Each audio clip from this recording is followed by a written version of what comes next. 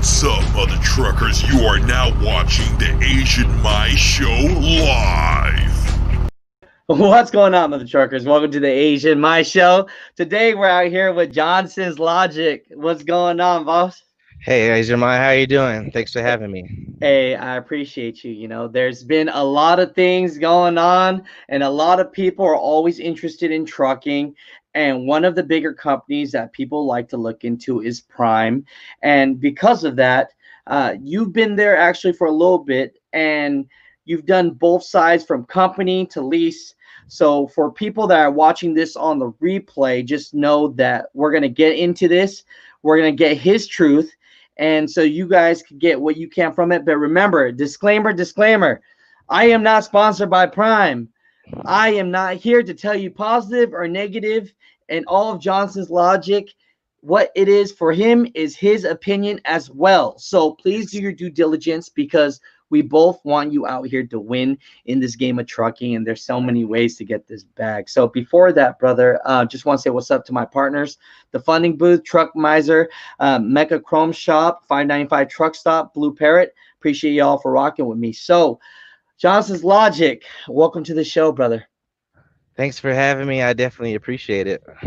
And I just also want to say I was not invited by Prime. I'm not a Prime recruiter or anything. I came here strictly because I saw that video of just some misinformation. And I just want to actually give your viewers a chance to actually understand both sides of the story before they make a decision. No, I love that. I love that. But, before we do that, I always love showing people love.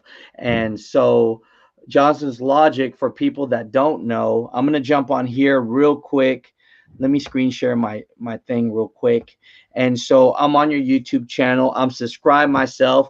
Real quick, tell people what you are about so that people can follow your journey, brother. Absolutely. So I started my YouTube channel here at the beginning of this year, actually right when I switched to become a trainer here at Prime, as well as to follow along with my journey as a lease operator. So my entire I guess shtick for YouTube, my channel is called Johnson's Logic. The reason for that name was I wanted people to understand, how I think about things. One of my taglines that I always say, then, recently on the end of my videos, is if you're always thinking, you might as well think about it logically. So my YouTube channel is just a way for me is basically a digital journal for me to see, further on down the line, whether it be a lease operator or I switch to being a full-on owner operator, but I can track my journey and see the decisions that I made back when I first started. And basically my entire channel is just me making decisions or explaining to myself how I decide to do things the way that I do. I love it. I love it, man. In life, we don't have more than 100 years if we're lucky, right? And so, we take what we can out of it. So, I appreciate you for that. I do want to learn a little bit about you as well. Why did you want to go into trucking, and how did you find yourself at Prime's door? So when I was a kid, I've had ideas of being a truck driver. I was always the kid that loved traveling. I was always on a flight somewhere, and once I got my driver's license, I was always the one driving somewhere, constant road trips every summer.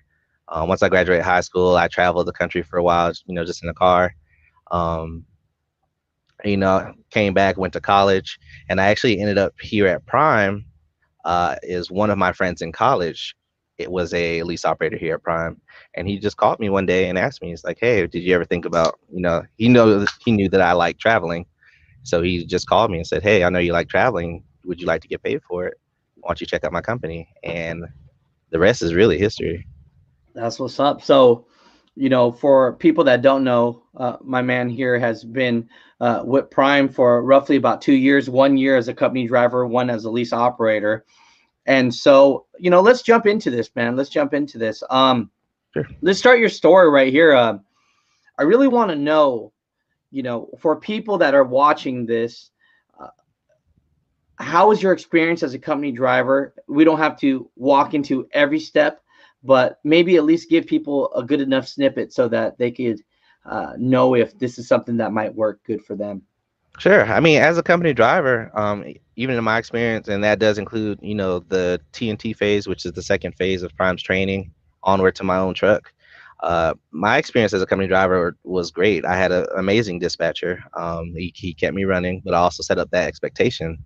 That's one thing that I know a lot of drivers don't do is actually talk to their fleet managers or DMs or whatever, whatever you decide to call them, and set up an actual expectation. And that's exactly what I did. I met with my fleet manager once I got my own truck, let him know that, hey, I like to stay running, I like to stay moving, and that's exactly what he did for me the entire year.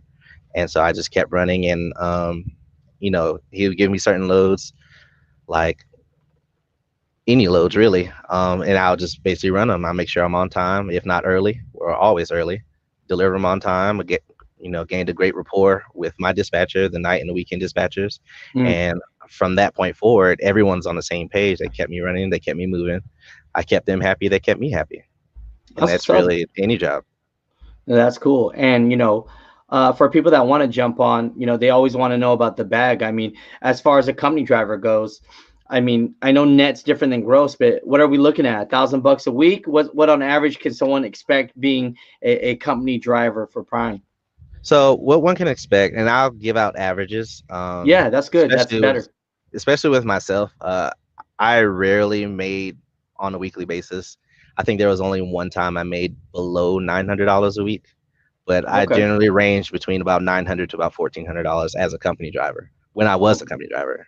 I hear you. I hear you. And to make those kind of numbers, I mean, what kind of characteristic do you need to be? Because sometimes people like to hate on a company and say, "Dude, I'm not making more than $500 a week." But when you look into the history, they only drove 1,000 miles that week or something like Right. that, right?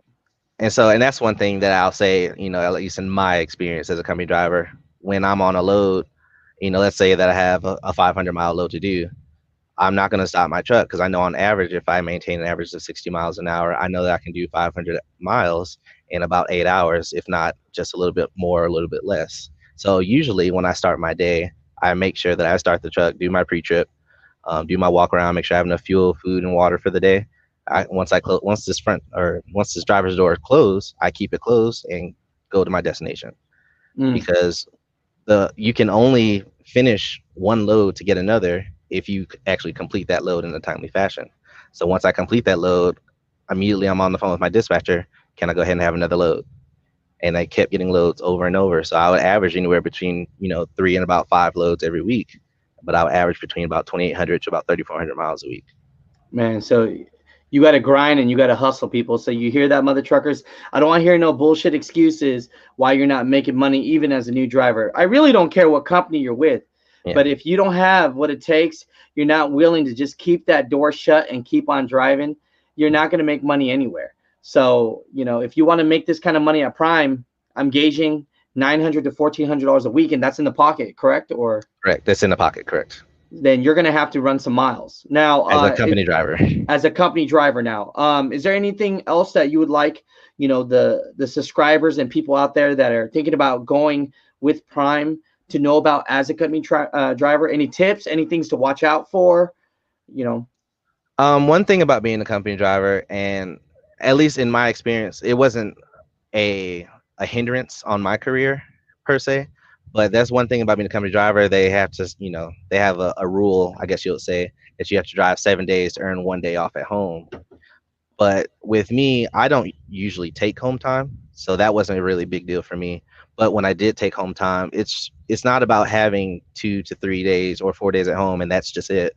But if, like I said, building that communication with your dispatcher, from day one, building up that rapport, your dispatchers will work with you on home time. Obviously, if something comes up, there's an emergency, Prime can do everything in their power to get you home, and that's exactly what they do. But, Mm. as far as being a successful company driver, it's really about how much you actually want to be here. That's legit. That's legit. And so on the company driver side, if you're jumping in as a company driver, what's that training look like? So the training, at least as far as Prime is concerned, is going to be the same for company and lease. It's actually not separate trainings; they're all together. Mhm. So what that entails is, I guess now currently, you actually come into Prime with your CDL permit, then you come with a trainer, CDL instructor, in which you will come in and about 13 to 15 days, depending on what kind of trainer you have, because we have in-house trainers as well as over the road. It's called PSD trainers. to Okay. actually earn you your CDL. So you're looking between 2 to 3 weeks. And then once you earn your CDL, you enter what's called phase two, or the TNT phase, in which you will come over the road and complete 50,000 miles if you earned your CDL here at Prime. Now, if you already have a CDL and coming to Prime, I believe you're able to, you're taking a refresher course depending on your experience. But as far as completing the second phase, will be 60,000 miles. But again, that's something that a recruiter will be able to answer. No, I hear you. I hear you. And then, since we're lucky enough today to have someone that's been on the company side and lease side, as far as the company side goes, is there anything else that people should know about? Some myths, some things that, people are reading on that might be incorrect as far as the company side goes? As far as the company side is concerned, a lot of people, or a lot of misconceptions that I've been seeing in the forums and that I hear in my comments and stuff, it's that that you're responsible for things on the truck like light bulbs or spare fuses, wiper blades, fluids. As a company driver, I like I said, some of the stuff that I've read, as a company driver, the company pays for all of that. The only thing that I paid for out of my own pocket was to Mhm. keep myself alive, which is water and food. I hear That was it. that. I That's heard that. No, I hear that. Any other crazy things that you read on forums that people might not know about? Because like you just told me that you have to drive 7 days to get 1 day off. I actually didn't know that was a rule. I mean, how do you feel about that in general when a company puts a rule like that? Like you got to work 7 days straight to get 1 day off. Well, me personally, I'll speak on opinion, and then I'll Of speak from my course, experience. So my sure, opinion, me personally, like I said earlier, I don't generally take a lot of home time. So that right. wasn't really a big thing for me. I didn't really mind because generally I stay out between 2 and 4 months before I even think about taking home. Wow, good for you, brother. Good for you. So it's like I say, it's a rule, but it's a really soft rule. And that's why I say it's really goes on the communication with your fleet manager. If I, my very first week on my own truck, I wanted to go straight home because I was in TNT. And of course, I didn't work 7 days. You had me take 2 loads and you sent me home for a week. And so it's Okay, it's not really a soft cap. It's just a soft rule. It's not like written in stone. You have to work 7 days, but right. it's more about the communication and what the more you put into it, the more you get out of it. I'll say it like that. Gotcha. Gotcha. So would you say the mentality of somebody that wants to jump on Prime as someone being a new truck driver, you got to get ready to be in that truck for at least a month at a time? Yes. Okay. I So, would generally say that, and that's something that I came into the industry knowing. I know that I can't run for a week and then go home for a couple days and then run for a week. Because if that was the case, I would have just went to local or tried something like LTL, where I'm right. actually home often. But if you're coming to an over-the-road company, you actually have to be over the road. I'm Gotcha. not just one Gotcha. drive shift away from home. Gotcha. No, that's good. I just like putting it out there so that people that really want to get into this game know what they're getting into. Yeah. When you're training, what's the training pay look like on the company driver side? So I Like, actually did not train on the company side. I waited to become a trainer. I actually trained one person, my first student, as a company driver on the PSD side, in which okay. with PSD I basically ran the truck like normal. So it was just normal pay. Oh, it's normal pay. Okay. Yeah. No, that's good. So, as far as the company side, is there anything else that you would like to know, just people to know about so that they could get the right information before joining Prime if they're considering Yeah. it? So one thing I definitely want to say, because like I said, I've read a lot of this online. There's no inter battle within Prime. Company is better than lease or lease is better than company. We're all Prime drivers. Okay. That's something you definitely need to come in here understanding.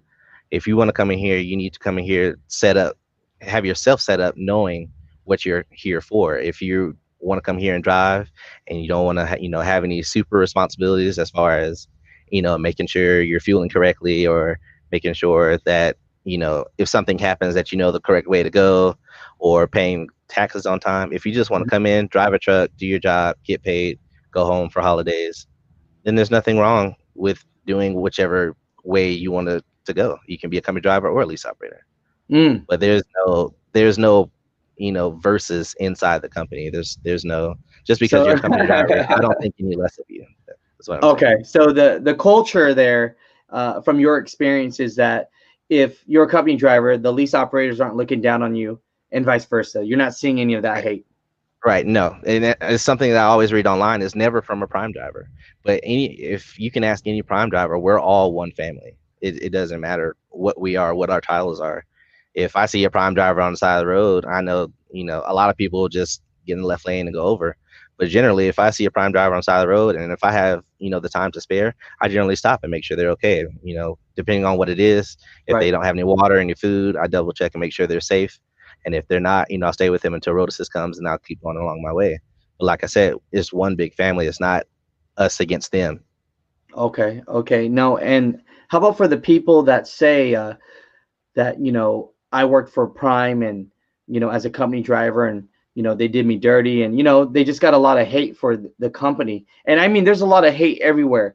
But do you think it's just case by case, or what are your thoughts why people aren't getting along with the culture there at Prime as a company driver? I do believe it's a case by case. And I say that because a lot of people will, they'll come in listening to someone that doesn't exactly know what they're talking about, to say it Okay. softly, but they'll No, listen to no. those stories, and that's, within Prime and any other driver outside of Prime. Because I've before the super flu, I'll say, I used to sit in Iron Skillet, I used to sit in Country Pride and just listen to other drivers talk about, Prime, Hmm. and they drive for somebody else. And they're like, oh, I've never driven for Prime, but I've heard, like, Hey, you can that's hear a facts lot right of things. there. That's You can facts right hear there. anything you want to hear, Yeah. but until you come and experience it for yourself, the decision of coming to Prime shouldn't be anybody else's. It should be your decision and your decision alone. That's all it is. Hey, and real quick, it's so funny, right? You usually, I don't know what it is, but as people, we usually ask for answers from people that don't have the answers. I don't know Correct. what it is. It's just if this person's my boy, I'm gonna be like, hey man, I'm considering buying a fourplex. What do you think? And for some reason, we will take their advice, well, knowing damn well that they live with their mom in the basement. Right. And Not and that there's then nothing wrong with that. and there's a if you could get the bag and live with your mom, dude, Do do it. that. Do that for real, right? But Exactly. I see that all the time. I remember being at the Love's truck stop, and then I was walking, and I asked this truck driver, I go, man, you think I should stay in this hotel? He's like, nah, man, that hotel's a piece of shit hotel. And then I thought about it. I go, when's the last time you stayed there? And he was like, I've never stayed there. I only stay in my truck. It's like, Exactly. right? And it's So, like that for every company. It doesn't matter who you work for, if you're owner, operator, company driver, independent contractor, whatever your title is, anybody will say anything to you just because it's probably what you want to hear. no, I hear you. And so, what the people that love Prime really love Prime, and the people that hate it like hate it with their life. What do you think that disconnect? I mean, really is? Because I see that a lot. Like I read the comments, and like some people are like, I love Prime, and then others are like, forget that place. That place is a scam. You know? Well, if I'm going to be honest, Yeah, keep it uh, real, man. That's what we yeah, do. I'm gonna keep it real. So, I love Prime. I have on a Prime shirt. I'm driving a Prime truck. Yeah. Obviously, I still work for Prime.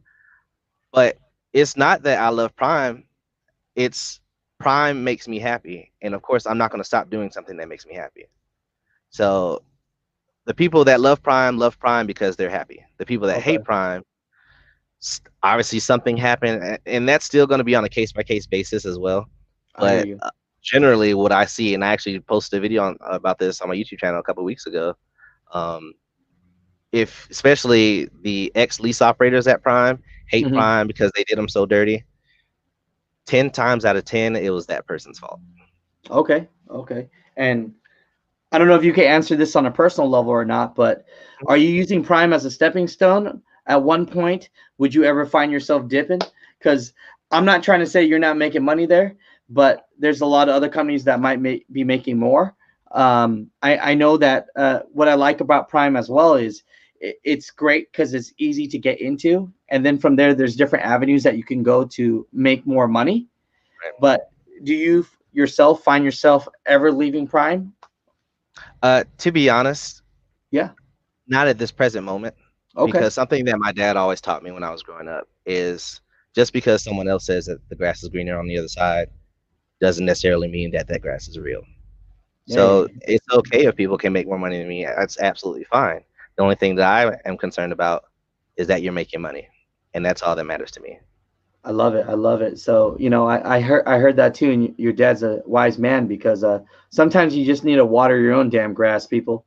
Right. You know, stop making excuses for all your shit out there. Just water. Because I'll tell you this, man. I can't tell you how much that people will tell me, Alex, Alex, Alex, how the hell do I make more money? And then after 10 minutes of talking to them, I find out real quick that they're spending their bag faster than they make their money. So it don't really matter where they go. Right. You And know. it happens, especially with and not just here at Prime, but any company. You go straight from training, straight to leasing, or straight to owner operator, and then Mm. fail. It's because you got a check for $1,000 in your first week, and you're not used to that kind of money, so you spend that $1,000. Now you have nothing to show for it. Okay. No, I hear you. I hear you. Now, from company driver side, a lot of times when people get upset about things, it's because of miscommunication.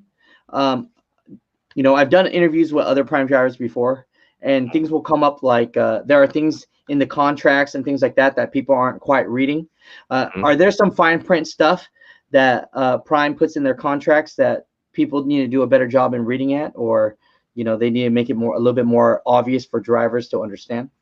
Uh, well, just to speak on contracts in itself, if someone gives you a contract, you probably need to read it. They gave it to you for a reason. But as far as the company side, the only Mhm. contract on the company side is if you earn your commercial driver's license through Prime. The only Mhm. stipulation is that you stay here and work your, first year. Mm. After you work that first year, the debt that you incur is Mhm. gone. So it's just like just a regular CDL training school. It's like four or five thousand. I'm not sure the exact amount, but it's $4,000 or $5,000. So if you don't complete that year here at Prime, of course they're going to bill you for it because that's in your contract. But they tell you that from day one. Gotcha, gotcha. So besides that, on the company side, for anyone that's thinking about going company, if they're paying for your school, remember, you got to pay them back. Either you're doing that year or you're paying them off. Am I saying that right? Yeah, no, you're saying absolutely right. Okay, so for people that are listening, just know that so that you don't get shitted on. With that said, is there anything else on the company side that you would like people to know about? Because we want people to win. That's the goal at the end of the day. We just want people to win. And if there's anything that do you wish you would have known as a company driver then that now with your 2 years of experience? Honestly, no. I had, at least in my own experience, I had a great time as a company driver.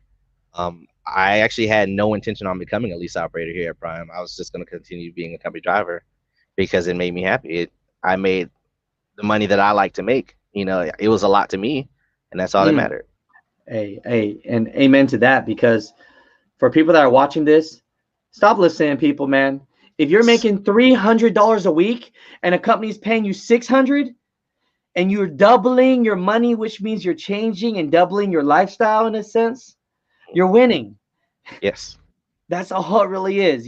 So, that's the one thing that, sometimes people get confused about my show too. They go, "Why, Alex, why do you care so much about the money?"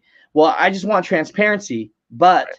the truth be told, if you're making $700 now working 90 hours a week and you can make $1,000 a week working less, you're winning. Who cares what other people are doing? You know what I'm saying? Right. And I know you could agree to that. So no, that's awesome, brother. And so let's segue a little bit then, because it seems like we got a lot of information about the company side. Just to update people, you got to hustle. All right, we're Yeah. talking 3,000, 3,500 miles a week. My man doesn't go home for 3 to 4 months, and when he was a company driver, making $900 to $1,400 checks in the pocket. Correct. Yes. Correct. So the only thing you got to worry about is if that CDL, you didn't have it and they're paying for it, and if you don't do that year contract with them, they will be sending you that bill. Yes. So I think we're And you good will on get that. And you will get it. And you will get it. And you will get it. So let's jump into this part right here. We went over the company driver part, and you were there for about 11 months, correct? Yes. So you just said that you were extremely happy about being a company driver. What was the turnaround where you said, "Look, maybe I need to go lease an operator"? Was the company throwing things in your ear? Were drivers telling you could make more money? What was it exactly? Well, So what prompted me to switch over to Lease is just the way that I think. There are Okay. times where I would, my dispatcher will send me a load on the company side, and it'll be a load that I recognize, but it's going to, a different area or a different mileage. After a certain time, like after about 6 or 7 months, every load I started asking my dispatcher more questions about the load. Like, hey, if I'm in this area in the future, how often is this load coming out of here? Is this Mm. a direct load going to this location every time? Because I remember this load and I like the route, and I started asking more and more and more questions. And actually, it was my company's dispatcher idea for me to switch over to Lease because of the way that I think about things. Like, I had zero responsibilities as a company as a company driver, but the more and more the way that I live my life is I just want to continue to learn, continue to grow, and by me asking those questions and asking certain things, like especially with Prime has something that they track their fuel usage or their miles per gallon that you use for that week. And so my goal as a company driver was to make sure that just kept going up. And so I'll use less fuel, do more miles, use less fuel. And about November of last year, about mid-November, about Thanksgiving holiday, my company dispatcher asked me if I ever thought about going Lease. And I told him no, and he told me that he think it would be a great fit just by the way, just by me doing research, basically. No, I like that. Okay, so no, that makes sense because just talking to you for a few minutes, I could tell you're more business mindset. I'm not going to call myself business mindset, but you remind me of a me, the way my thought process works, right? Mhm. And so, I like that a lot. Now, my question for you is, would Prime allow you to bring your own truck? Like I have my own trucking dealership with my partner. If you bought a truck from us and now you have less payments, could you bring that truck onto Prime? Uh, the short answer is yes, but the long answer, it really depends because are you going to run your own authority or are you going to run under Prime's authority? If you're on your own authority, as long as it meets the specifications that allow you to haul prime freight and you meet the insurance requirements, I don't see why it would be a problem. However, if you're running under Prime's authority, there are different regulations per truck that you have to Right. meet or guidelines you have to meet in order to run under Prime's authority. A big one that a lot of people don't understand, there's a great deal on a 2012 International LT for like 20 grand. So you want to buy that and bring it to Prime. But if you're running the Prime's authority, you have to have a truck that's no older than 3 years. Got it. Okay, so if for people that want to be owner operators and just run with Prime, they that's a possibility as well, correct? Yes, yes. Okay, great. Because I kind of usually look at that as a red flag when companies don't let you bring on your own truck. Yeah. That usually tells me like this company's trying to keep more money for themselves. Yeah. And I'm sure that's the direction you might be going at one point is just full owner operator control because the way your mind thinks, we love to control every aspect of what we're doing. And the only way to do that is to be an owner operator, right? And so Maybe. but with that said, I always tell people if you can make it as a lease operator, you can make it as an owner operator because it's very difficult to make as a lease operator. The cards are usually set against you just for the fact that expenses are extremely high. Yes. And so, it's just one of those games where your expenses are so high that at the end of the day, you might be making company driver pay sometimes, right? No, that's not necessarily true. So And that's I'll not true. answer no. At least again, in my own experience and Sure, sure, sure. We're a talking, lot of other lease operators and lease trainers and other prime YouTubers, we talk all the time. Sure. So yes, we have everyone knows we have fixed costs. We Right. have rent for our trucks that we pay weekly. But the difference is, even though our costs are higher, and that's why people are like, "Oh, don't go to Prime because they're a scam." Our costs are higher, but our freight demand is also high. Mm, We always make the money to meet that cost every week and more. that's Trust me. awesome. No, and I need to start getting some settlements from someone. So any of you lease operators out there that want to send me some pay stubs so I could see some difference. Because so far, I'll be honest, the only settlements that I've gotten are from company drivers, right? So now, again, there are a lot of drivers out there that might have a few more trucks. So not counting those trucks, but just your own truck. You know, I would love to see some transparency on that. So maybe we could work on that in the future. But of course you're going to be making more money because let's be honest, as human behavior, if you're not making more money, you'll stop. Right. You know, I mean, I'm not a fool. You're not a fool. If you're not making more money than a company driver, then you're going to stop. Right? That would make sense to me. I want to actually address this comment. Oh, what comment is it? Are we reading some comments? I usually just focus on you, brother, but if we're reading comments, let's do it. I was focused until this one comment just Uh-oh. What is it? Let's put it up. Where is it at? So it's Iokana Wayne, excuse me if I mispronounce your name. It's at 239, and his comment says, "This guy is BS. You make company driver pay when you consider benefits and insurance liability, etc. Some of you are not bringing in 2,000 plus a week, which company drivers are bringing in." And I will have to tell you, you're wrong. I'm sorry, because I, as a lease operator, and a lot of people, you know, lease operator, owner operators, don't do this, but I actually pay my own insurance, which is higher than what I paid as a company driver. So as a company driver, taking out my benefits, I was still bringing home $900, $1,400 a week. As a lease operator, I'm paying more in insurance and bringing more than that home every week. So I don't want you to think, you know, or say whatever you feel, because what you're saying is just not true. And that's the reason why I'm here. Don't spread misinformation and create some fear-mongering attitude, because whatever your experience is, or whatever the case, whatever your fear is, you're putting that out there into some platform, and some person who doesn't know A from B reads your comment and they're like, "Oh, I don't want to do that," and you're keeping them from their own happiness. So please don't spread out misinformation. That's the reason why I'm here, and that's why I said it caught my attention. Yeah. Reading through, but this comment is specifically not true. Well, let's ask the subscriber or the person watching this. Were you actually working as a company driver, and then have you been a lease operator as well, to see the difference between the two, right? Because that's important.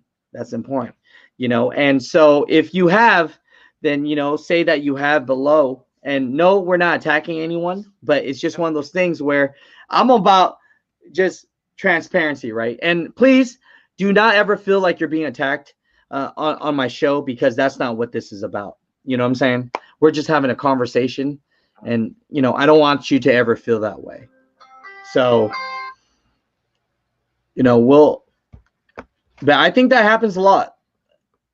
But I think a lot of people just, that's the misconception already, isn't it? That lease drivers are just glorified company drivers. Right. And that's a big misconception. However, like I said earlier, we all work for the same company. A company driver pulls the same freight that I would pull. The only difference is the amount of pay.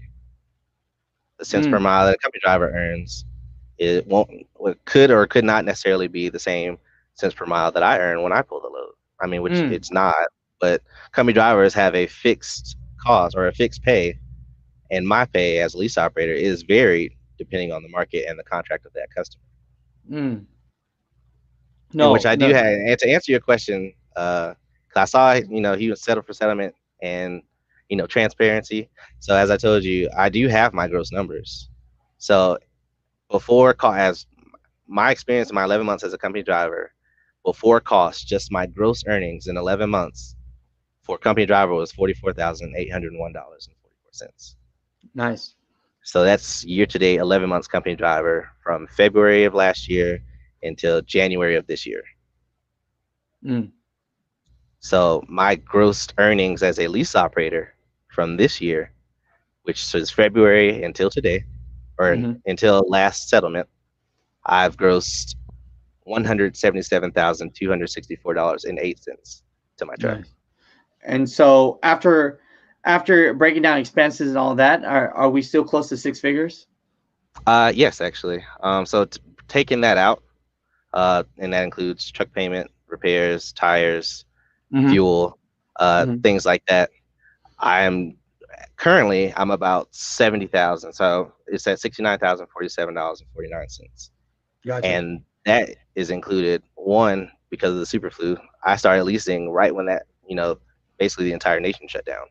Right. So even with, to me, those numbers are low, and actually Prime the operating supervisors have already confirmed that it's low because of what happened with the market.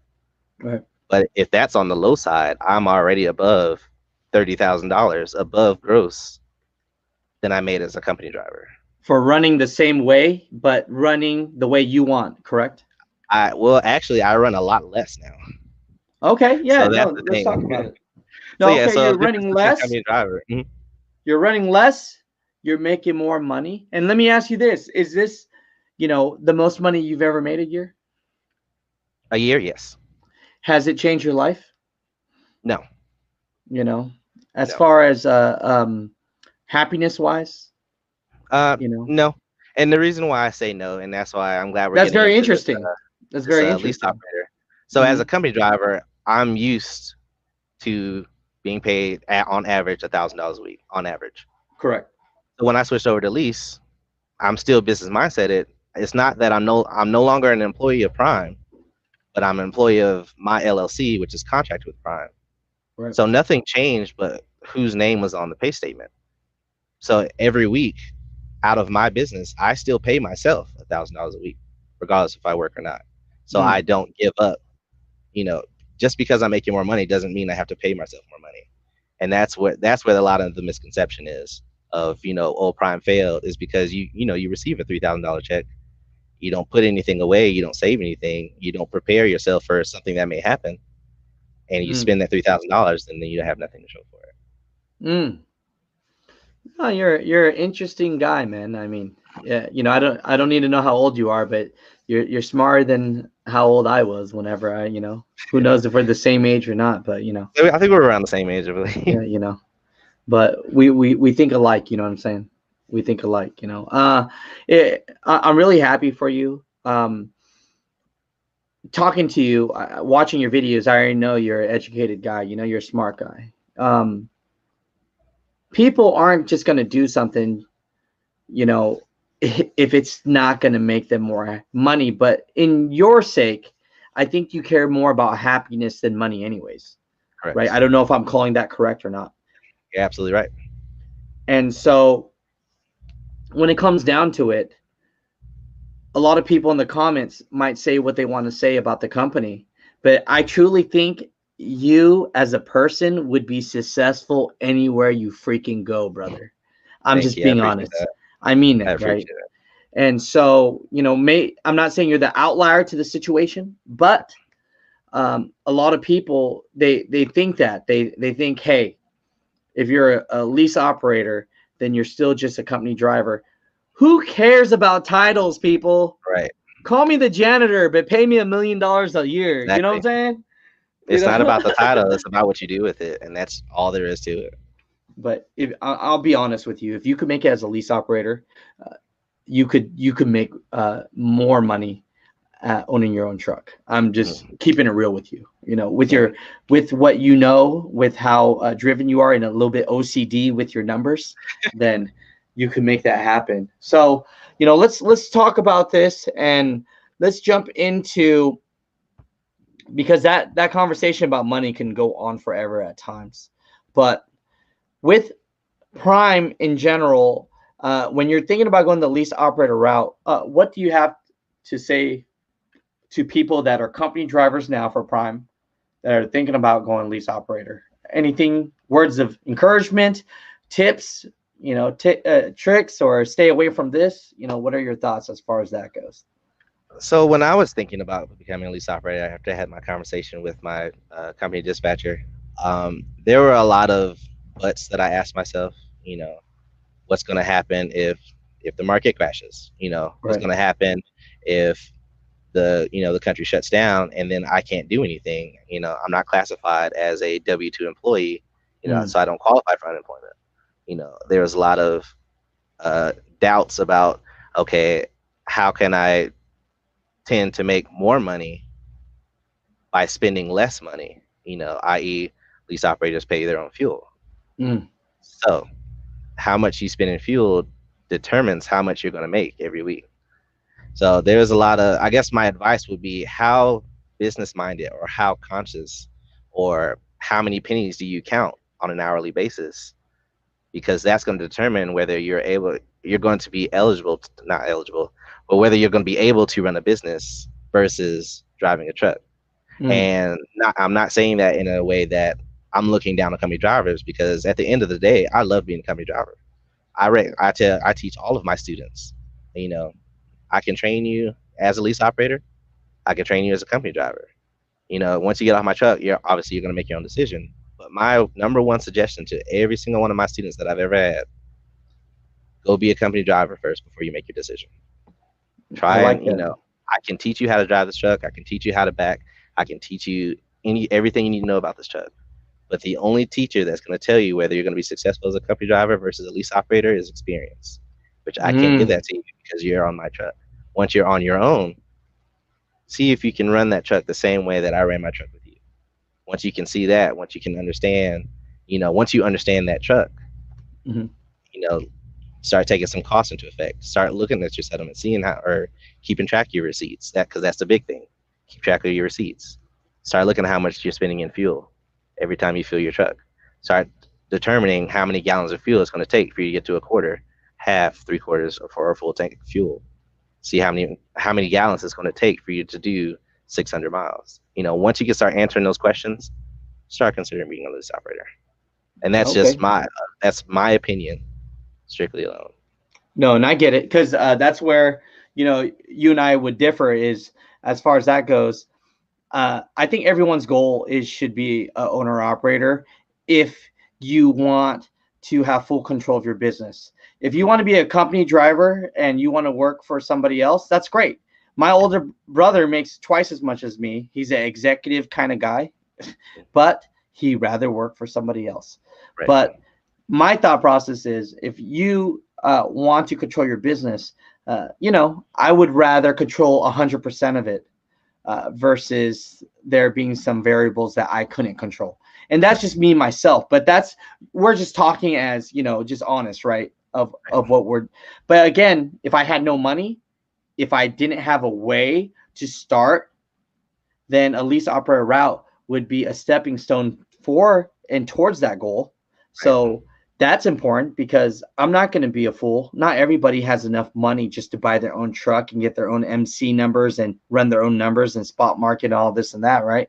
So, I don't want to call lease operator a step before that, but it'll definitely get your feet wet, right? Yeah. It'll give you a step in the right direction. I won't say necessarily a stepping stone, but it will definitely set you on the right course. I hear you. Definitely. No, that's great. So, the thing that people really want to know about, and I'm sure a lot of people are in here thinking about this, is, the training myths. I've heard so many things in general. We'll just put it that way. Yeah. And, I hear things from the trainers with lease operators. They just taking advantage of you. They want you to be on the truck so they can get all this money. I hear myths about trainers that don't care about their trainees. They're just doing it to get them in their own truck so they can run one of their trucks. The list goes on. Let's talk about your truth. I think I know what direction your truth will be, because you just seem like a very likable guy, man. You know what I'm saying? Like, regardless of company driver or lease operator, you're just going to do your best for people. And I can see that with talking to you for 10 minutes. But disclaimer, just because he's that way or she's that way or who is that way doesn't mean everybody's that way. But I think sometimes one bad apple kind of ruins it for a lot of people, right? Yep. And that's why I'm here.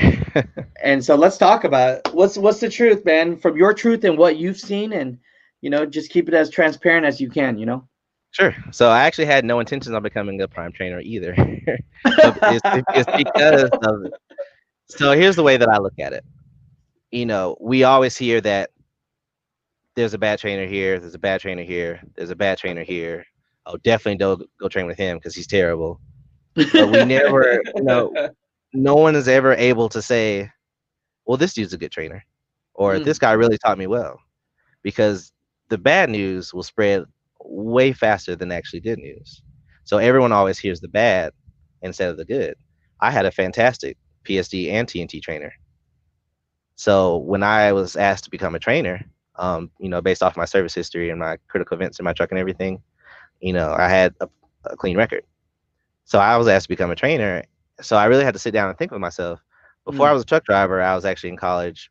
Before I switched my major over to computer IT networking and securities, I actually was in education. I was going to do K through 12, and then I switched to adult education. Oh, So wow. every job I've ever had, I've always been in a position where I'm able to teach or train for whatever position that I'm training for. So when I was asked to become a trainer, I thought, okay, I always hear that there are bad trainers. Let me try and be a good trainer. And ever since then, I only train just to give back the training experience that I got. I would want to be that person.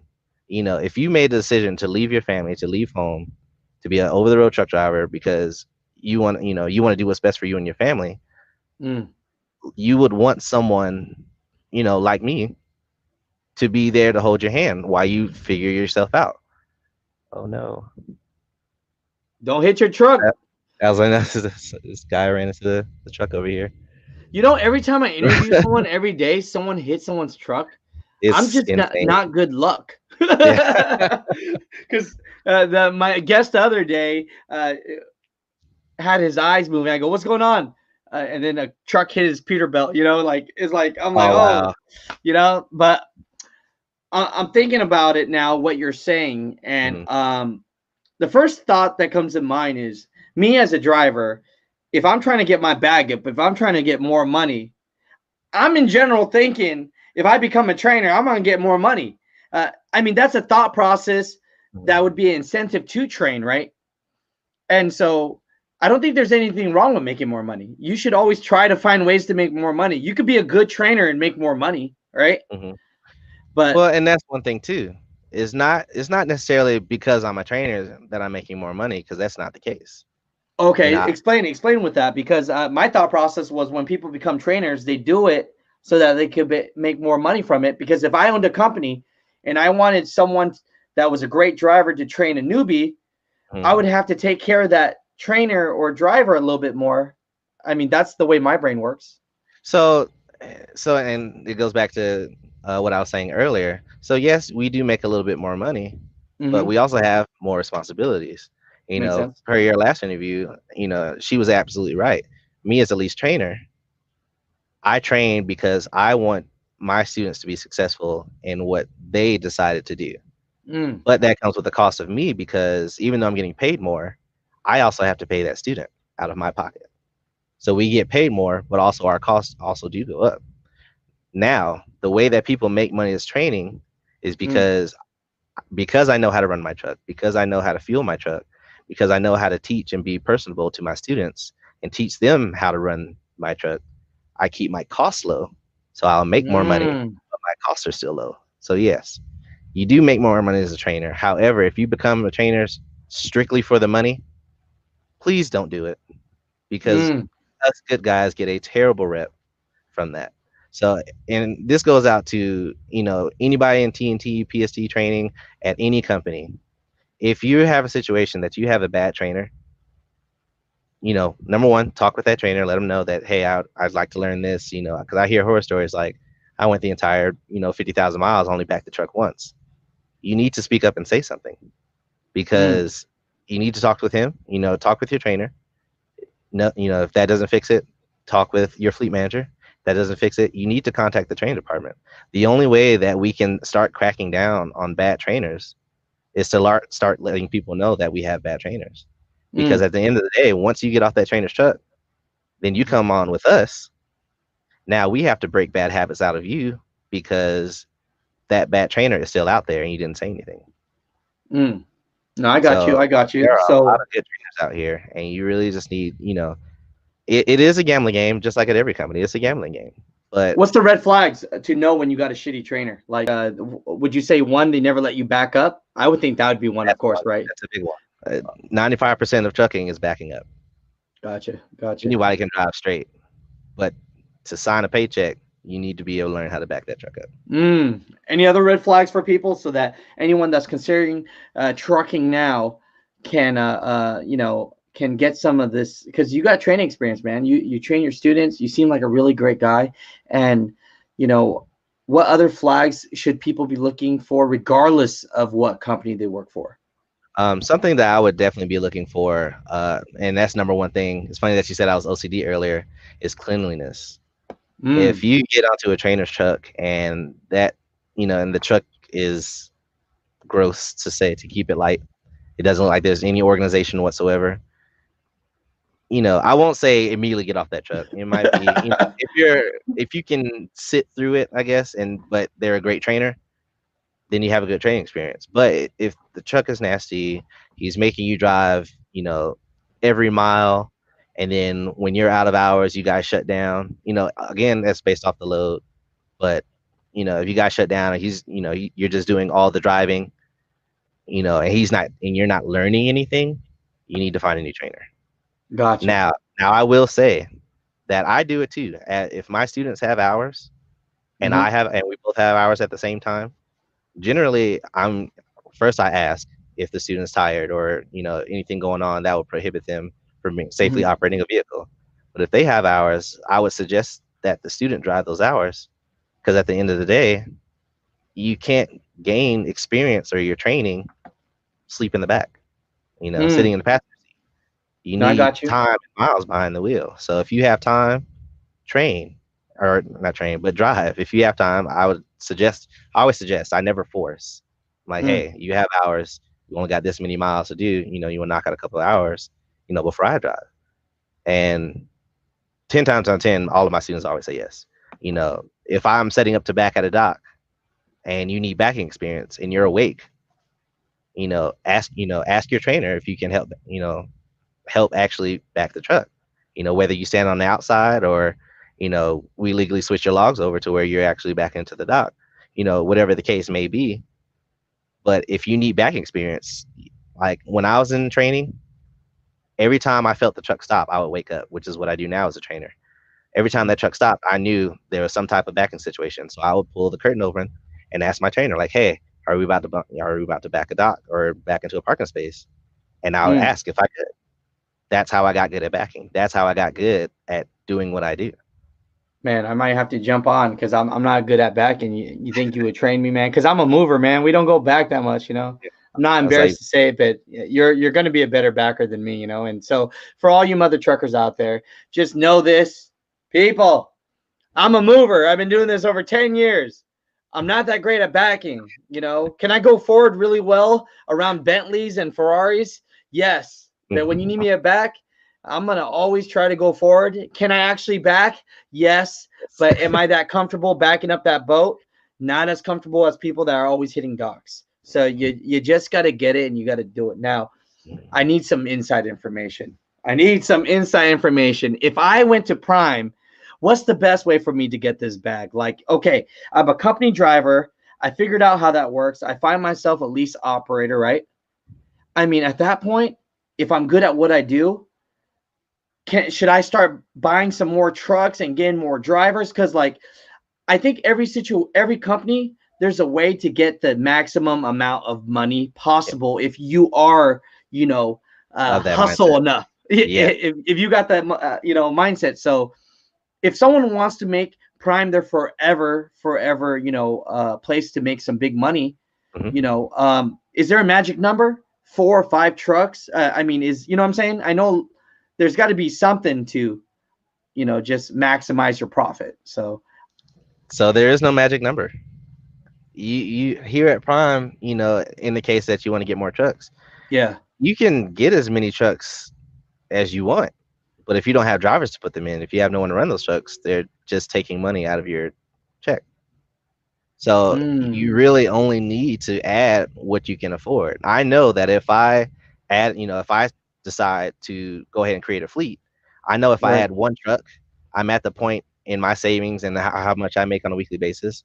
I know that if I order a truck and am paying for 2 trucks every week, I know that I'll be fine for quite a few months. Mhm. Mm, So if you get one truck, put a driver in it. If that driver's happy, they want to stay with the truck, stay with you and your company, mhm, get another truck. mm, If that driver's happy, as long as you're keeping your drivers happy and keeping those trucks filled, You can get as many trucks as you would like, but it all comes down to you as the person.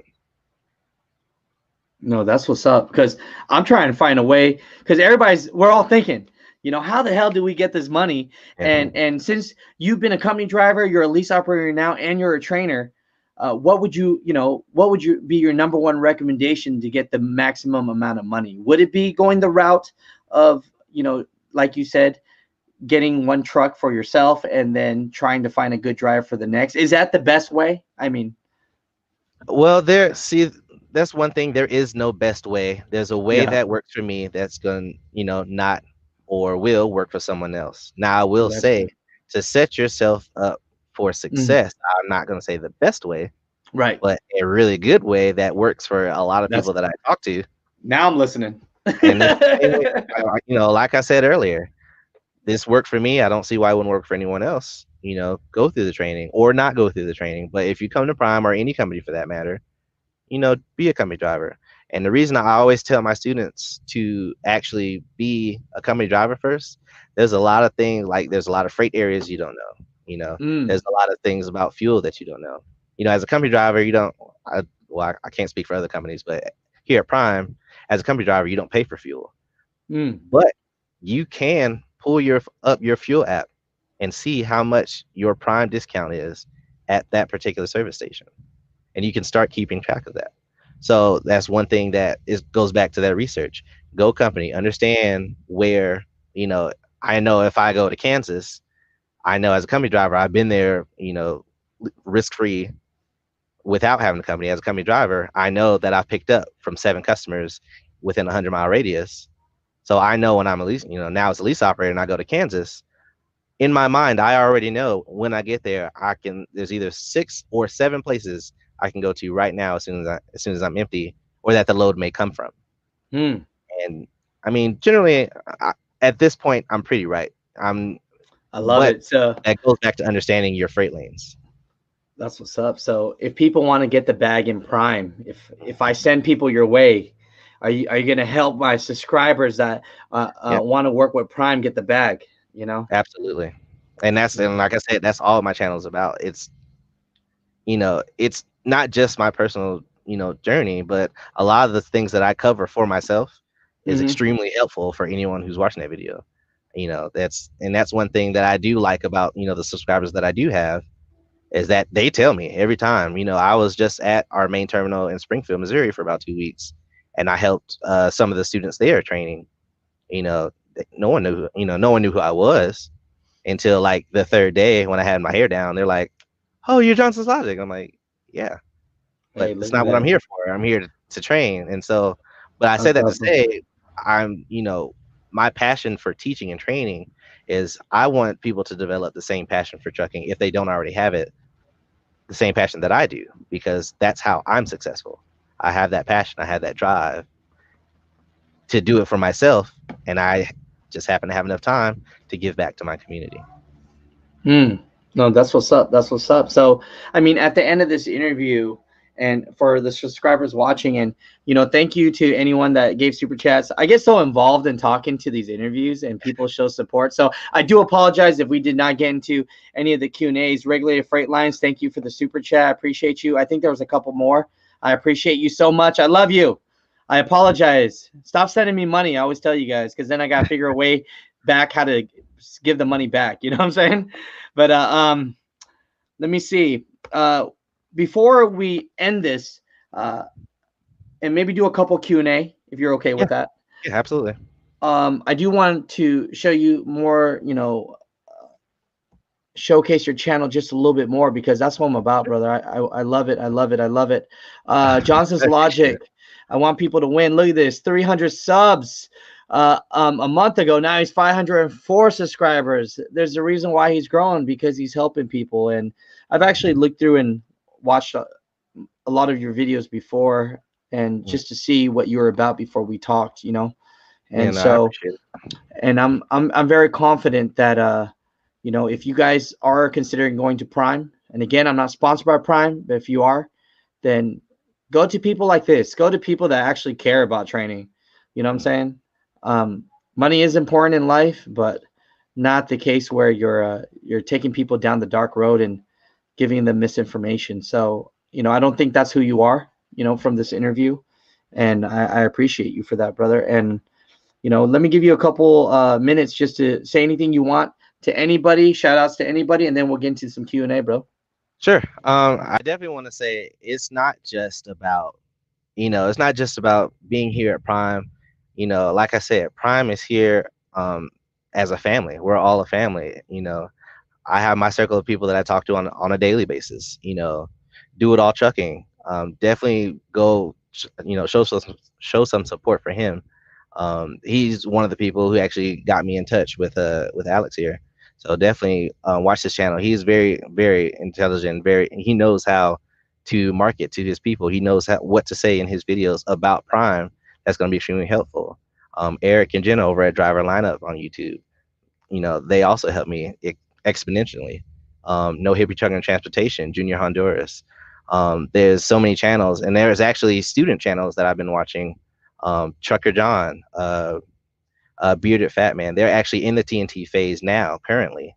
I've been keeping track of their journeys and watching their videos.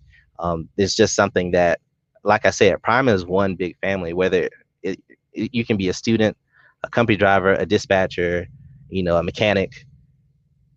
At the end of the day, we're all Prime, and that's really what Prime is about. Is really all about family, and that's really the biggest thing.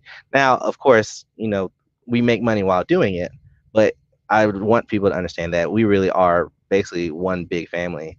And if you're tearing down your family, are you really part of the family? Or are you really here to help other people grow, or to help other people learn about themselves and learn about this industry? Or are you really just here for yourself?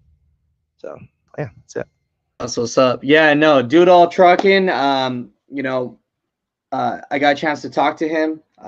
Million Mile. I watched some of his videos from Dude All Trucking. That gentleman seems like he has more wisdom than I will ever have, and so those are some really good people. And for people, I will let you guys know this if you do not know this.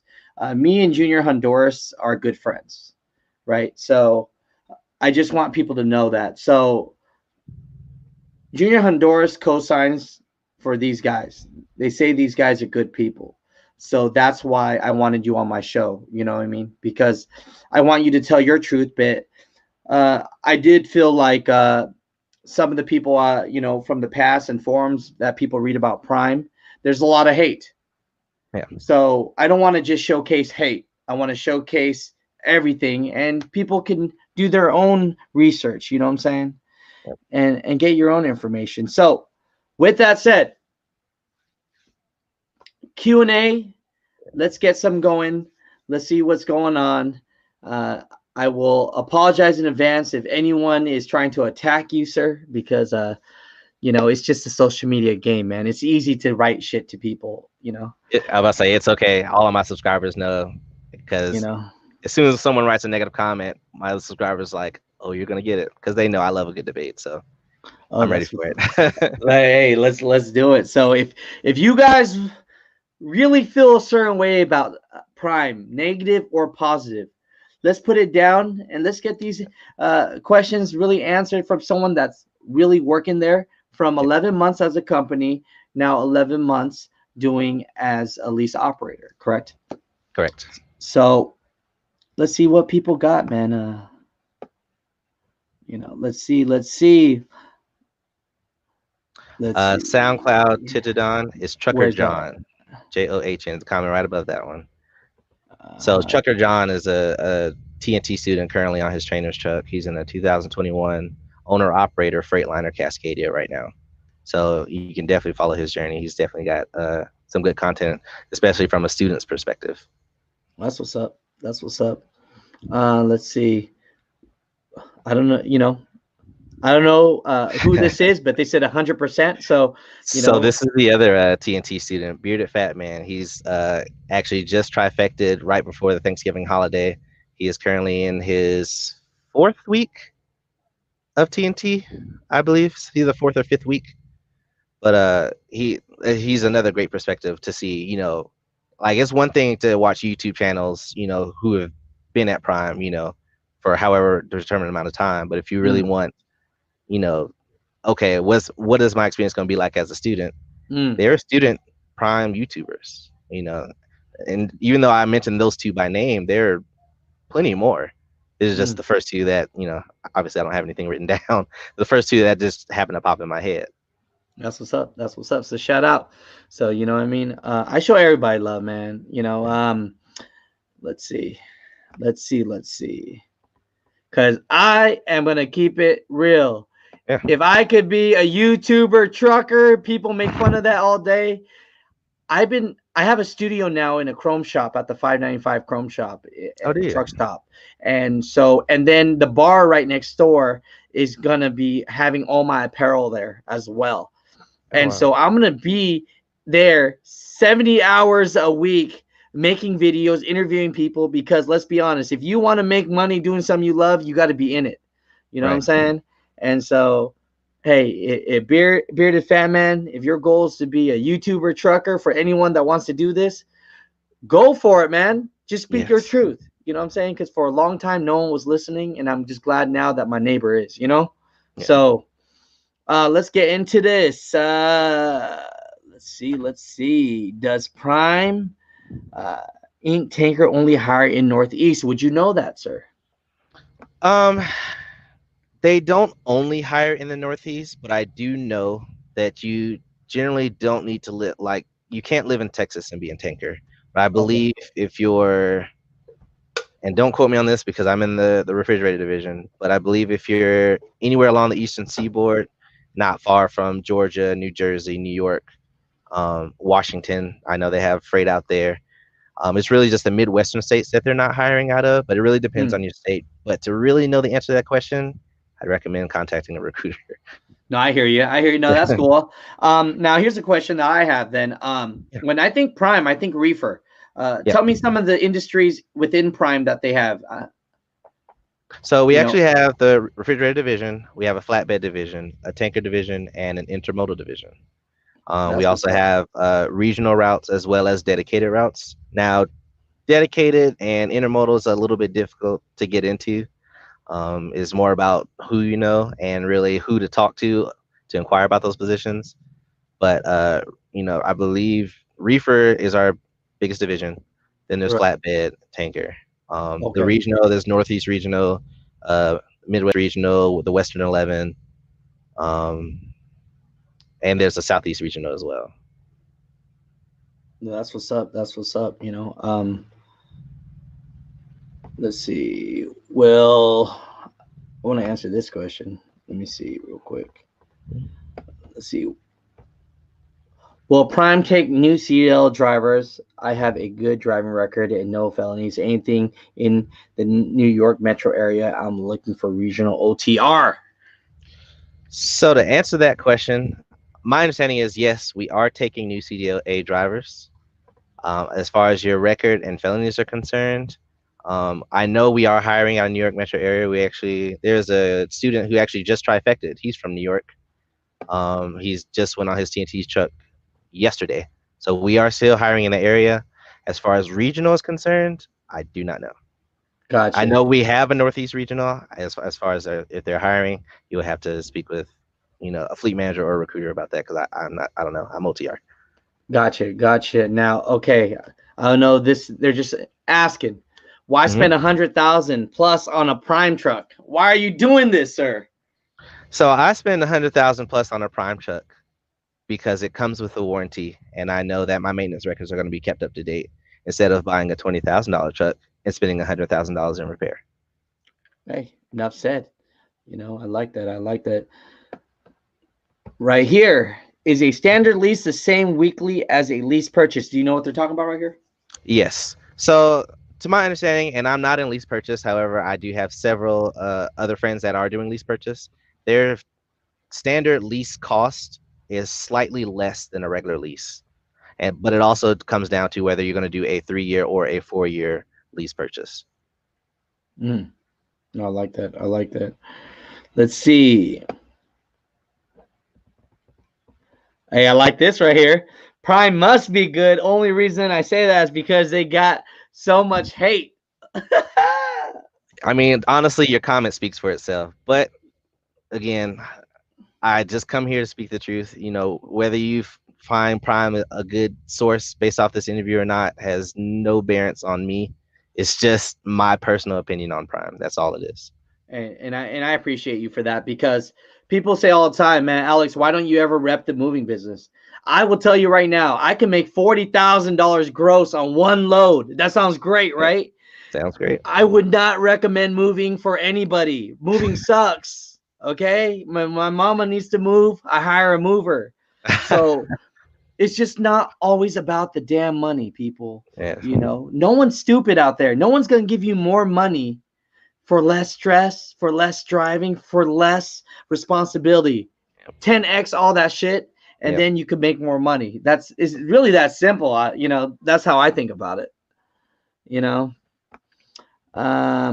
let's see. Yeah, we always read so much hate comments. I like reading all some positive ones. All the greats get hated on: MJ, LeBron James, etc., etc. Oh, yeah. Good point. Hey. Good point. Is this true? Every time I see a Prime truck, I think about Optimus Prime. What's that about? I hear that a lot, just because we have Prime in the name. Is that what that is? But I generally hear that a lot, and also it's because, and I'm going to guess here, but it's probably because of the different colors that we have. You know, Optimus Prime is generally, you know, red, blue, or black, you know, whatever color. Usually whenever you see a Prime truck, it's not just one color. You know, we have graphics, decals, you know, or some people do. You know, we all have our own personal style on every one of our trucks. So that's probably what I'm thinking of when I hear that. That makes sense. That makes sense. Do y'all have an escrow program? Unless it's entitled something else, which would probably be an emergency fund, if you can correct me on that. But we do have an emergency fund program. And yes, we do. Now it is optional. It is not mandatory. Let's see. That's what's up. Let's see if there's any other good questions. Someone says, yeah, someone does say I have an escrow account, but not necessary. Yeah, so that would be the emergency fund. Yeah. That's right. How are maximizing your cost of fuel? So I'm thinking, how are you maximizing your cost of fuel? Any tips for people, brother? So this is a good one. It's funny because I was actually planning on doing a video once I got to my destination on this. But I will go ahead. Oh, appreciate it, man. I promise I won't rip the video, okay? I'm not gonna make like I'm still gonna do my video, but I do want people to understand, you know, how exactly you're supposed to buy fuel. So if you're, no matter what company you're at, you know, not just my case, but you need to understand how much your company or you are actually buying in fuel. You need to understand your discounts. And you also need to understand that after your discount, what the IFTA tax for that state is and how many miles you're going to be running in that state and the surrounding states. So the way you maximize your cost of fuel is to buy fuel the smart way. Don't always buy the cheapest fuel, because if you always buy the cheapest fuel, when it's time for your IFTA tax to be audited, you're going to end up owing. So if you find a balance, you know, me as a team chunk currently, I know that I'm going to run through several low states. You know, obviously I just recently drove through Texas. Obviously I'm going to fill up there. But once I get to, you know, a higher costing state, I'm going to get more fuel there. That way, when I run back through the lower fuel states, I won't have to owe that much in IFTA tax, and it all balances out in my audit. So usually my IFTA audit, I usually get about an extra I think the highest I got was $5, but about $300 to $500 every month off my audit because of the way that I buy fuel. But not only do I buy cheap, I also buy cheap and in an IFTA effective state. That's what's up. So if my man here wants to learn more about this, then he could go to your YouTube channel and check it out and see what's up, right? Soon. Yes. I tell you. Now people are wanting to know you, brother. What's your end goal with the industry? I mean, what do you really want out of this industry? Because we're gonna die in about 190 more years, if we're lucky, right? 60, 70 more years. You know? So out of those time frame, what would you like out of this industry, brother? Really just to give back to those who can, or to help, and to also help guide those who can, you know. So there's So many different examples I can give. There are people less fortunate. I'm not the donator. I'm not going to donate all of my paychecks or stuff like that. But when I do take time off, I generally take in between 7 to about 14 days, and quite a few of those days, I'm actually out doing community service. I used to be involved with the Boy Scouts of America, so I actually do go home and I'll feed the homeless, I'll feed the hungry, I'll depending on the holiday, I'll do Toys for Tots. But my end goal with the industry is continuing to be a support system for the people that need me. That's my end goal. Hey, Now, whatever that entails is whatever it will entail. But that will be my end goal for the industry, whether I be a fleet owner or I'll stay with my one truck. I love it. It's so interesting in life where it takes us, right, brother? Like, you know what I'm saying? Like, I would have never thought that I would want to do YouTube for a living, but the only reason I'm thinking about doing it is because it takes too much damn time to figure out how to interview people, get things, do this and that. And I tried both with trucking and this. I'm still going to truck drive, but Yeah. I'm just like, man, what route do you take? Because right, you want to help people. So it's interesting. I don't meet a lot of guys like you because you're interesting, brother. That's all I have to say about that. Thank you. Yeah. Some people say I'm interesting, but I mean, I don't get a lot of opportunity to talk to people that think this way. So I like that, brother. You're already making videos, but does Prime say anything about posting videos on YouTube? Because I want to actually interview Robert Lowe and not like talk shit and interview him and like give him the hammer down, but he actually seems like a cool dude that does some videos himself. So, how does he feel about when people bash Prime or talk about the company? I mean, do they say anything? To me personally, I've never had any run-ins with Prime. Now, Prime does know and watch my videos, but You know they've that for never sure. said, yeah, I do. But again, you know, for the subscribers that I do have, they know I don't really say anything that is like a red flag per se. To Prime, I've never had to put myself in a position where Prime has to say something about my YouTube channel. No, I think that's smart in life, people. Don't talk shit. I mean, if you got nothing good to say, then just don't say nothing. And it also, always don't compromise your own safety. Like, for example, the only thing you guys know is that I'm at a truck stop, not where I am, or what load I have, or where I'm going. But a lot of right, people in their YouTube videos, not generally Prime videos, but a lot of right, other videos I watch, right. will give like their present location and basically like constricting their safety. Which obviously that's one thing about Prime and me as a trainer. Safety is my number one priority. Second is the Smart. load. We definitely want to get there on time, but if we can't get there safely, something's Mm, going to be wrong with that load. So safety is always number one, and that's from the top of Prime all the way down. no, Safety I is like always that. going to be our biggest thing. See, why didn't you tell me this? Because I've been shooting videos, and then this person's waited for me at the Planet Fitness I go to just to say what's up to me. You know what I mean? And So that's that's why I always do dope. videos in my truck. See, I need to be smarter. I need to be a little bit smarter about that. Everybody knows where I live. Mm. Let's see. What's intermodal? Let people know what that is, brother.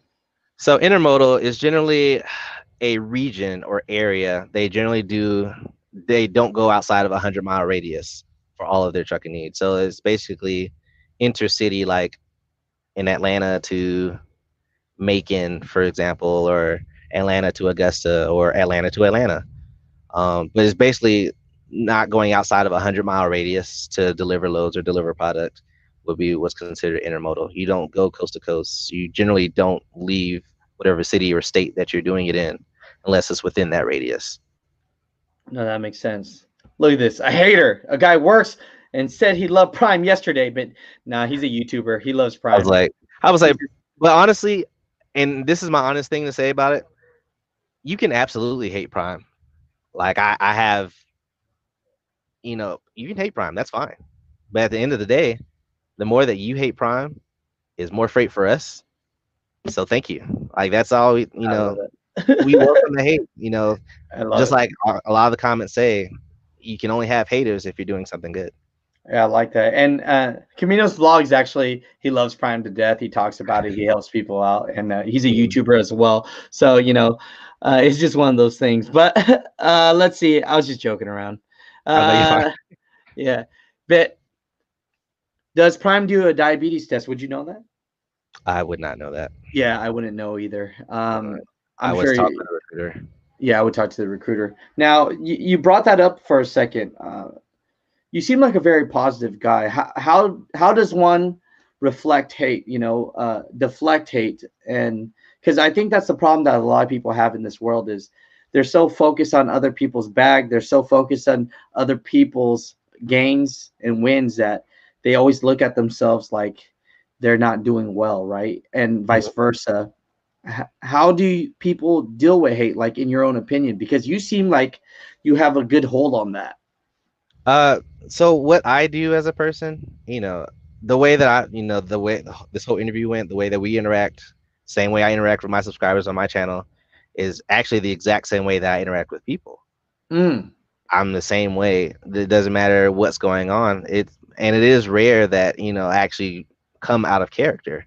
So with that being said, how I generally deal with it, if reading the forums or seeing a video like, oh, I hate Prime, I hate Prime, I hate Prime. It doesn't really matter what the context is. It's really just, if you take it to heart, then it's in your heart. mm. So it's just like someone coming up to me, like, hey, I know you on YouTube. I hate your videos. And my response would be, thank you. Because at the end of the day, number one, you watched it. But number two, if I let that one comment affect who I am, Mm. then I affect 500 other people that are watching my videos. So I can't let someone else or someone else's attitude towards one thing, whether it be work or personal, I can't let one person's attitude change who I am. Because once that changes who I am, who am I? Now, is that something that uh, was something that was learned, or was that something that was always in you that you've always just been a pretty confident person? I think I've always been like that. I don't think I think there's in this world, there's only one person who's seen me angry, and that was my mother. And Yeah, I was like 10 years old. But I, I'm not an angry person. I don't like getting angry because I don't, you it's a know. lot of energy, right? Yeah, it is. It like there's so many more muscles to create a frown than a smile.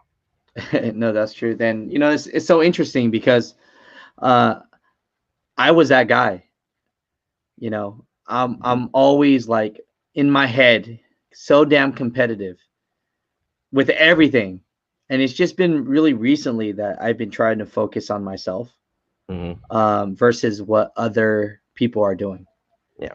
I don't know what the hell it is, but I just find myself always comparing myself to others. Like, I mean, damn, why am I not winning? Like, why am I working 100 hours a week and I'm not getting the results? And I'm just learning this and I'm working through this as well. So I just wanted to put that out there too, that it's okay. Like, mhm. we're like, no one's freaking perfect. Like, Mhm. I wish I had your mindset, like freaking, you know what I'm saying? Like, I feel so much better. I feel so much Mhm. more relieved now that I'm just like, I'm gonna keep it real with you. I was always so damn focused on how do I build more subscribers? How do I build more content instead of how the hell do I just keep the people that like what I do Happy. happy? Yeah. And when that started changing, then I was like, man, forget all this. Why don't Mhm. I just rock with the people that support me already? Right. And I don't know. I always wanted love from people that didn't love me. It's crazy. I don't know what that was, but I'm And learning. it's funny. I was like, it's funny because I go back and forth with Eric over at Driver Lineup all the time. A lot of people do say this in their YouTube videos, and I've actually never said it a single time. It's like, comment, and subscribe. So Mm, I on purpose don't say that in those videos. And yeah, I think back in my very first video or second video I ever posted, I say why. It's like I generally want to just have a YouTube channel that people subscribe because they like who I am or they that's like legit. what I talk about. It's one thing to say like, comment, subscribe, then you have 7,000 people who hate you, than to have 500 people who generally care what you actually have to say. That's what's up. That's what's up. And and that's the thing is, I it's interesting, you know. I'm not saying we all want like acceptance, but I find myself always searching for it. Like I want people to accept me, you know. And I'm learning as a person too. You know what I mean? So it's just one of those things where it's just interesting. I like the way you think, your positivity. So that's pretty dope, man. I had a comment catch my eye. Yeah, I saw that. Which one was it? Was it love or was it hate? Because It was, I don't know. I'm pretty sure it was hate. You know what? But the question is good. Where is it? Where is it? It's Eric H. at 3:33 p.m. Why do you hate every? No, I'm just saying. Yeah. I was like, it just popped it. You know, it just popped up. Like I've been trying to like catch up, but you know, you guys comment a lot, so it's scrolling so fast. But that one, I actually had to stop the scrolling. Is it the poorhouse one? Yes. All right. So I think Eric is just asking a question. So what is your response to this? So, question: can you pay that truck note without training and being put in the poorhouse with Prime? Yes, and actually, this is something I have not talked about on my channel before. Uh-oh. I will talk about it here. So, the difference between last year as a company driver and this year as a lease operator, last year as a company driver, I took a total of 21 days off. This year alone as a lease operator, I've taken a total of about 2.5 months off. Now, with that being said, I have money in the bank to cover those truck notes, and a lot of those were not voluntary. So, for example, I actually turned in one of my trucks to get in the truck that I'm in now. And that process took 10 days plus, where I was, you know, still responsible for the payment of the old one because it was still in my possession, and the new truck. But because of the way that I've structured my business, I pay myself a set salary every week, whether I work or not. So because I no longer I never lived outside of my means, the amount of money that's in my actual business bank account, I can literally walk over to Success Leasing, who manages, you know, our Prime payments, and just write a check, and there's my balance. So there is no poorhouse. If you actually dedicate yourself to your craft and doing what you do and actually grind and hustle, the money is there. I don't have to train. I train because I want to. And it's actually the very last video I just put out with my student who's currently here. I don't train because of the money. I train because I love teaching. I love giving people the passion for trucking that I had or that I have. That's the only reason I train. And it's not, I'm not saying it just for the video. You can go to my YouTube channel and look up, let's talk about Prime training. I just said it last week. So that's just me. No, that's legit. Now, this is just a thought that I have in my head, right? And Sure. you just say your truth, and I'm speculating because I'm just speculating what others are speculating. A lot of these people, they make these YouTube channels because that recruiting money is probably delicious, right? And so, do you think that Prime drivers, have you seen a lot of Prime drivers? Is that a way to? Because if I'm working for Prime and someone tells me I could get $1,000 per driver, and I'm working there and I do enjoy working there, hell yeah, I'm gonna promote the shit out of it because I could get an extra 1,000 a driver, and I love the place. I don't see nothing wrong with loving a place and telling others because you're actually working there. Now, these third-party recruiter shit, I don't like that at all. I think those people are freaking bogus. Yeah. But I mean, so the referral bonus, is that what you're referring to? The referral bonus, could that make people skew the way they feel about the company at times? Because a lot of these YouTube truck drivers, whatever company they work for, and I'm not even talking about Prime, this is just me and you talking. Yeah. Man, they highlight everything so damn positive about the company, you know? And there's nothing wrong with that, but do you think that is the Prime recruiting bonus, is that pretty juicy over there, or what does that look like? To be honest, I have no idea. I actually make it a point to not put my driver code in my videos for referral bonus. I don't care about. I noticed that. I noticed that. I was going to ask you about that. Yeah, I do not care about referrals. If you like Prime and you choose to come to Prime because of my videos, just come to Prime. That's reward enough for me. I'll see you on the yard. Like, hey, and it happened to me 3 times when I was just at the terminal. Hey, I came to Prime because of your videos. I love your videos. Thank you. I appreciate it. Keep me posted on your journey. I say it to every person I walk into. But I, on purpose, do not put my. Now, obviously, if someone asks me for my driver code, and they're adamant about it, I'll give it. Mhm. But I don't make that public knowledge just for the simple fact that I don't do referral bonuses. I Mm. make the money that I make now Mhm. is just fine. And if someone else comes to Prime and they make money, that's happiness in my pocket. I don't need Hey, $1,000 to hey, tell that. me that you're successful. So y'all, if you guys are thinking about Prime, you're watching videos, you're doing your own due diligence, and you are thinking about Prime, and you're watching my man's Johnson's Logic videos, he's not asking for anything, but come on, people. When people are spitting fire like this and doing it from the bottom of their heart, it doesn't take much just to put down their damn name. It doesn't hurt your pocket at all. And if anything, the man's probably just going to give it back and do his thing. So for the Asian Mai people watching this, I'm listening to this guy. I watched his videos, and I thought it was super interesting that you didn't have any referral code. And I'm not hating because honestly, if I was working for a company that I love, I'm putting that referral code. That's me personally. Yeah. Because if everybody knows me, I'm about helping people and getting the bag. So I Hmm. feel like as an entrepreneur, you're missing a little bit of it, my personal opinion, right? Yeah. But I'm asking you mother truckers out there, if you are thinking about going Prime and you do see Johnson's Logic videos, put down his damn name, man. Shit. You know what I'm saying? Let's keep it real, it don't take much. People want to learn and feed, and then they just take. Yeah. And I'm not calling people in here freaking leeches, but a lot of people have that short game mentality. I don't know what it is. Like, if I could screw you over now, I'll do it now because I know that you'll never see me again. Yeah. Oh, it's coming back. You know, it's coming back. At some point, yeah. But I do appreciate that. And again, no hate to any Prime drivers or any drivers putting referral codes down, because I'm telling you right Yeah, now. no hate for me either. It's just something that I choose not to do. Yeah. If that's your hustle, do your hustle. It's Hey, just I'm not for always me. thinking of ways to make more money in the bag. I promote everyone to have a YouTube channel. Speak your It's like the truth. only thing, like the only reward that I would like Uh huh. is if you come to Prime because of my videos, Uh huh. drop me a comment and let me know how your progress is doing. That's all I want to know. I don't need, like I said, I don't need referral bonuses. Like, that's just not the avenue that I need. No, I hear you. No, that's good, man. Look, my own moderator, Dirty Broke, says, "You're just greedy as hell, Alex."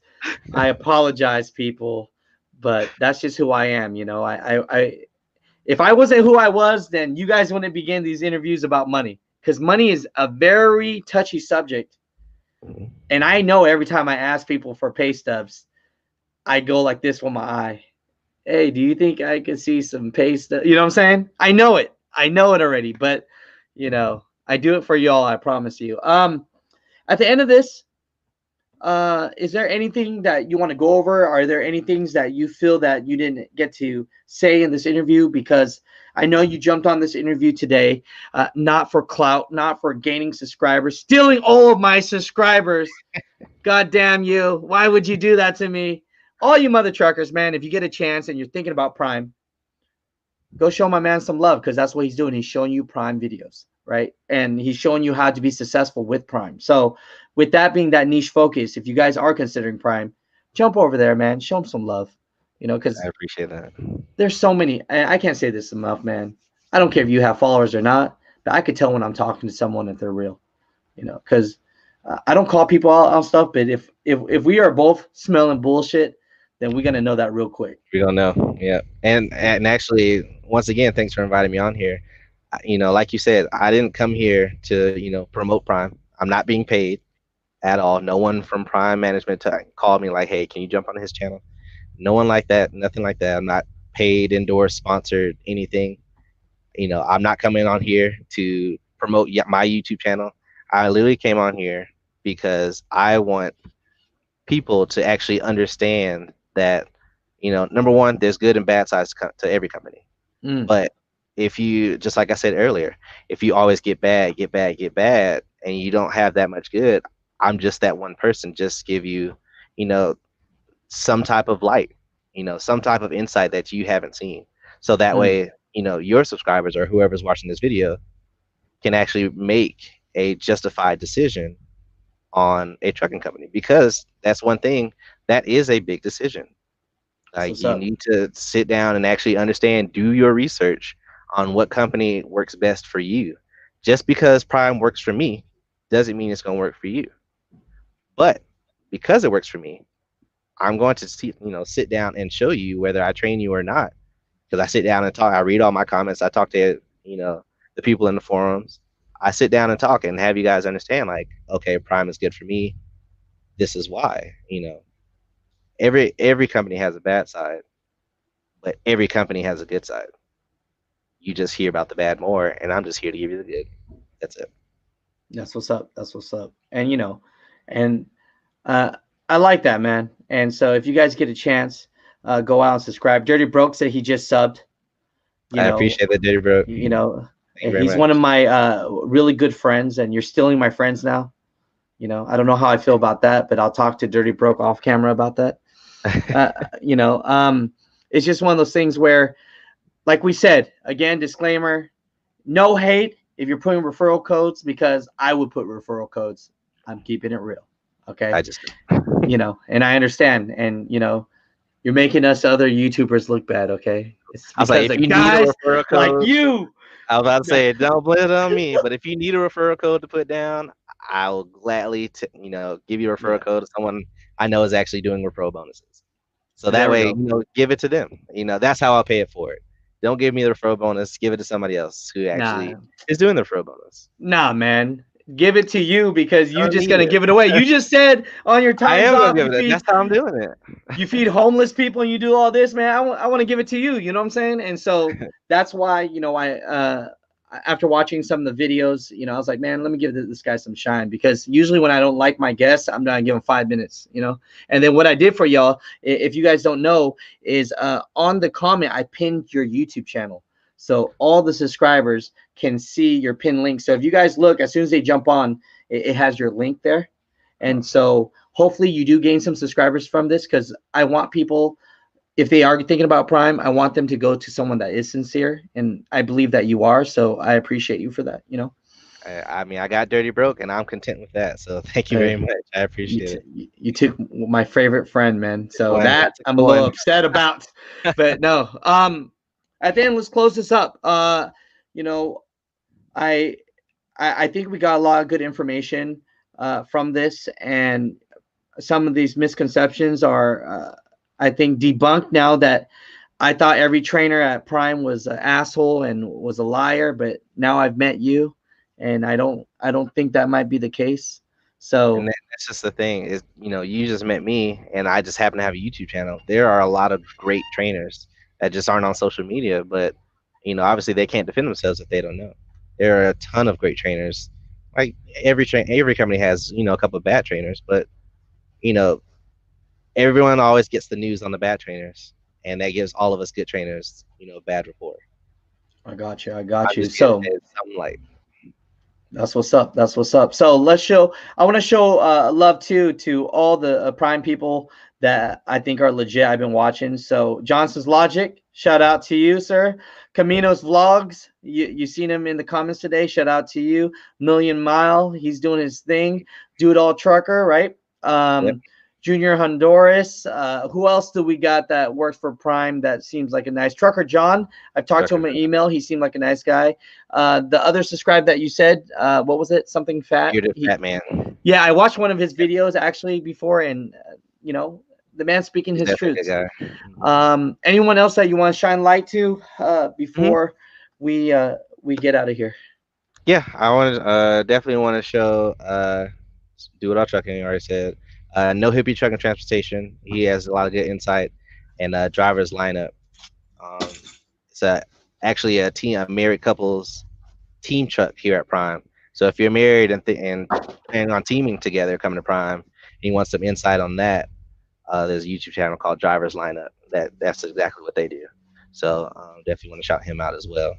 That's what's up, man. So I think we're good on this interview. I appreciate you so much, brother, for jumping on. You stay on for just a second. I'm gonna close up the live, Yeah, and then we'll absolutely. talk a little bit off air. But all you mother truckers out there, I appreciate you guys. Hopefully, you guys got some value from this video. We're just here today just to give you different insight so that we want to show the positive, the negative. It doesn't matter. We just want to show the truth. So hopefully you guys got something. I will be making clips and breaking this down so that you can get it. Again, all love, no hate.